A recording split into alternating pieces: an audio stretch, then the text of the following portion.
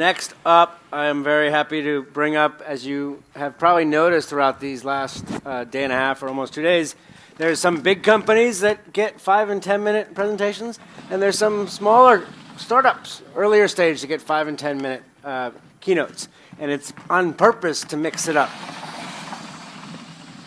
Blockchain. How is blockchain going to impact the visual technology industry? It's not really a word we typically use historically in visual tech, but Jesse from Mine, or Media Chain, is going to talk about blockchain technology and how it's going to preserve visual content and associated metadata. Jesse, come on up here. Take it away. Thank you. Thanks, Evan, and thank you all for sticking this late in the day. So again, I'm Jesse from Media Chain Labs. I'm going to talk about preserving content attribution using blockchain technology and machine learning. But first, I'm going to start with a personal story, and I'm going to show some images that some of you might find a little gory. So just a heads up. So these photos that I'm going to show are from my father's archive.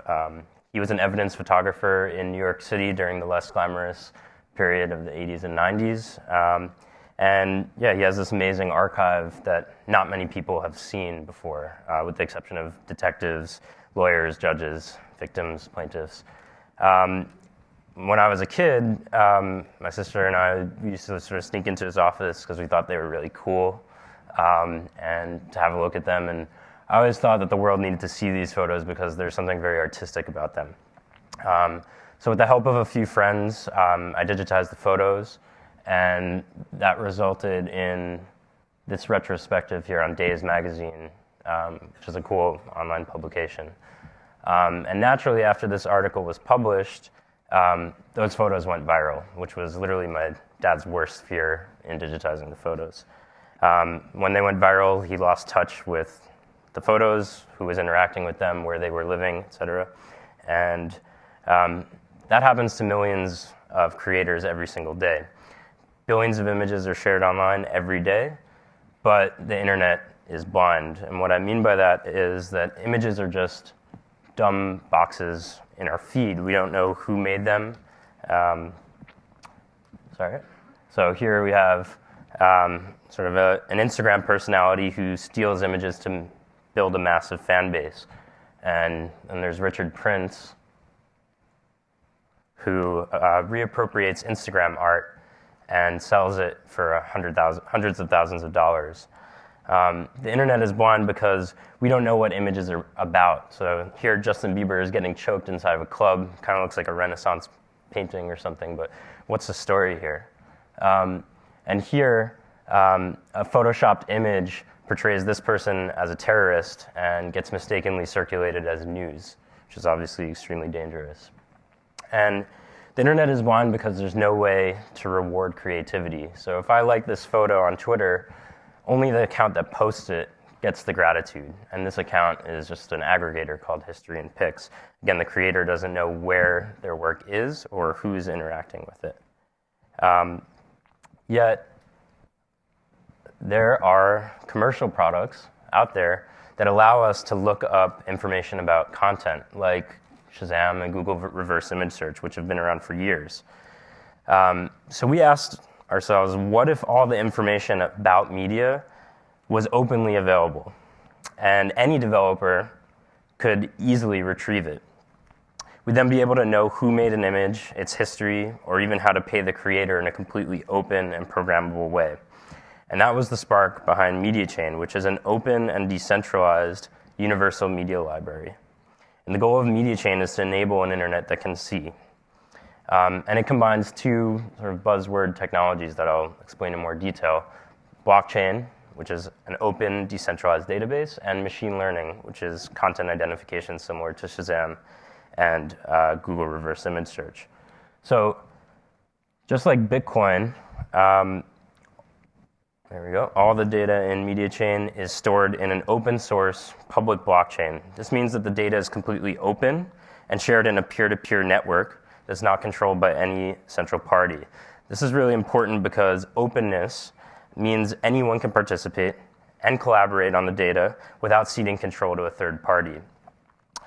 And second component of media chain, machine learning, which you guys have heard a lot about here at the summit, allows any participant to search the open, decentralized data using a piece of content.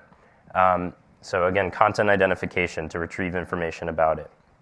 And the result of these two technologies is that media chain can turn a piece of media into an information transmitter.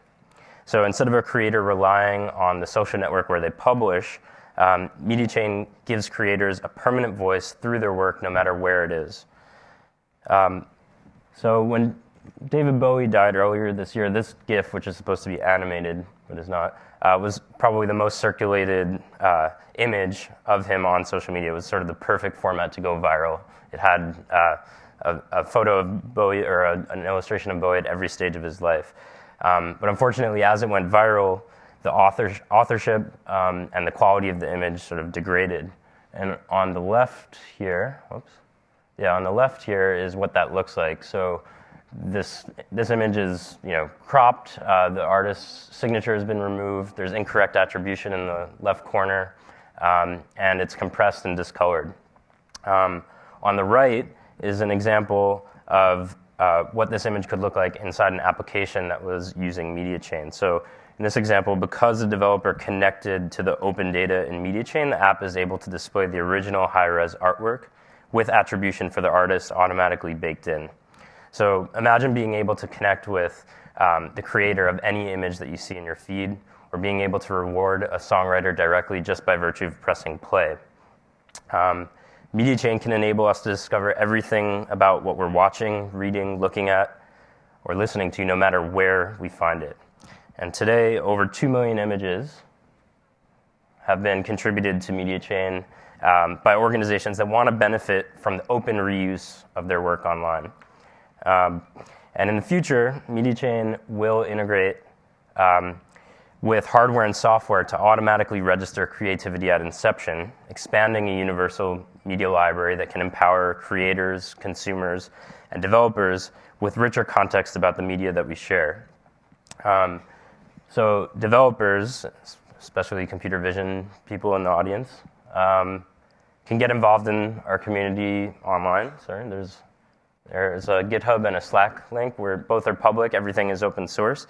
And content people in the audience, I encourage you to openly share your data to enable a wider reach and enable innovation around your content using these open source technologies. Thank you very much. All right. Well done. Thank you.